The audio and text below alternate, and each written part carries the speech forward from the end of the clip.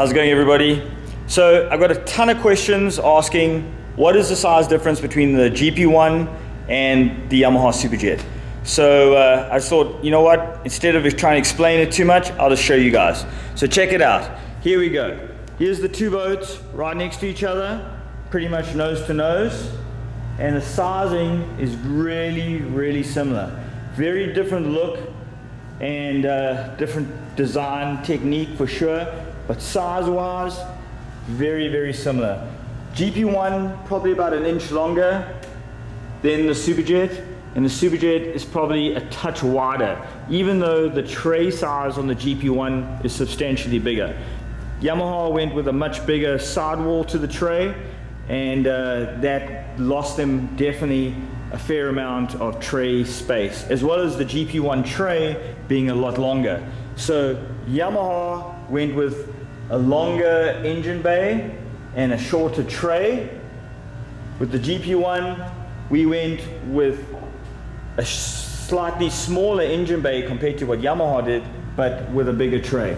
For me personally, I definitely prefer the longer tray. I find myself kind of standing off the back of the SUPERJET tray, and that has been a big problem for me for sure. But with a good set of mats, with a good kicker behind it so you can kind of feel where the back of the tray is, I think that'll sort it out.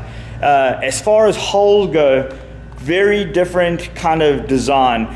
I think the original SUPERJET was more along the lines of like a GP1 style hole, but right at the end, Yamaha's gone with a keel on the front. The keel pretty much has some pluses and minuses. For me personally, I prefer a flatter bottom, definitely more predictable, more stable, easier to ride, where the keel definitely lifts the boat, maybe cuts through rough water a little bit better, but I feel that it gives it a little bit of a sketchier feeling. So a GP1 to me, when I ride them, GP1's rock solid, most stable ski that you'll ride. Super stable, planted, very direct. SUPERJET, still stable for sure, but definitely has a little bit of that nervous feeling because of the keel. So that is just the negative of running a keel on a stand-up ski, is you get a little bit of that more nervous front end feel, and you just don't have that on the GP1. Besides that, totally different intake tracks. GP1's intake track's probably 2.5 times as big as the SUPERJET's. SUPERJET has got a small intake track, you know, pretty normal for like a big OEM production-based ski. It costs a lot of money to build big scoop grates, big pump shoes, things like that. I don't think it's, you know, probably that economical for a big company that is wanting to mass produce something in the thousands. You know, the costing will just start going up. All those small things make a big difference when it comes to the costing of these watercraft. So something like a GP1, for sure, it's more exotic. SUPERJET is more your over-the-counter, you know, stand-up. Definitely the best over-the-counter take straight out the showroom, big volume OEM boat out there for sure. The only problem is once you ride one of these and you kind of get used to what the GP1 offers, pretty tough to ride anything that any OEM makes. So you know, pretty much once you open the vault and you feel what a good aftermarket boat feels like, pretty tough to ride OEM boat from any manufacturer. They just don't have that same feel, performance that you get out of an aftermarket. So yeah, pretty big difference there. But showing the two boats next to each other, you know, just kind of shows you a different take on styling.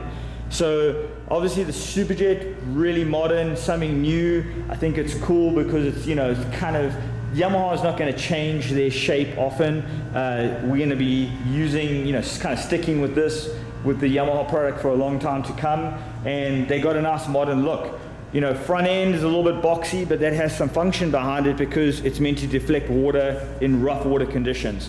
So maybe not the, you know, to some people's taste, but it's going to function well out there on the rough. Obviously the GP1, it's more of your sporty design, definitely got some extra flair to it, that's for sure. Got the new nose pieces, but when you have like the performance that you get out of these aftermarkets, man, you needing to use a lot of design and creativity to, you know, kind of deal with like the extra speed, turning, and things like that comes with these aftermarket boats because the level's so high. But yeah, this is just kind of like a quick side-by-side comparison for you guys. We'll do a ton of this stuff coming up, showing the two boats with each other, kind of what they are like compared to each other, because that, you know, we get 1,000 of these questions a day. So both great boats, very different. Obviously, you know, a $20,000 plus boat and probably around, you know, 9,000 for a Superjet, around there somewhere. MSRP hasn't been totally released yet, but that's kind of like I would say where probably the benchmark is going to be. Superjet already comes with an adjustable handle pole, which is cool. So that's a great feature, as well as obviously being 4-stroke. Everybody's been wanting 4-stroke. The GP1, you know, is a 1500cc ski. The Yamaha is a 1050cc ski. GP1 out the box, probably around 67 miles an hour. Yamaha Superjet, probably around like 53, 54. So pretty big difference in actual horsepower. Pump size, standard pump on a GP1, like a 148. Standard size pump on a Superjet, a 144. Definitely, when it comes to hookup and turning, grip, there's no real comparison between the two, but you are paying a lot different price between the two boats. So even though they're both stand-ups, they definitely go to you know, each suit a different buyer. The Superjet, for sure, more like a recreational base guy, super fun to ride. GP1, man, the thing's just a rocket. But the cool thing with the GP1 is you can still ride it, you can jump boat wakes with it, you can still do everything on it. It's just, it's like driving a Lamborghini every day. Super fun to ride, sound is insane, but it is a exotic ski. So super high performance, but the feeling you get from that thing, it's like nothing else.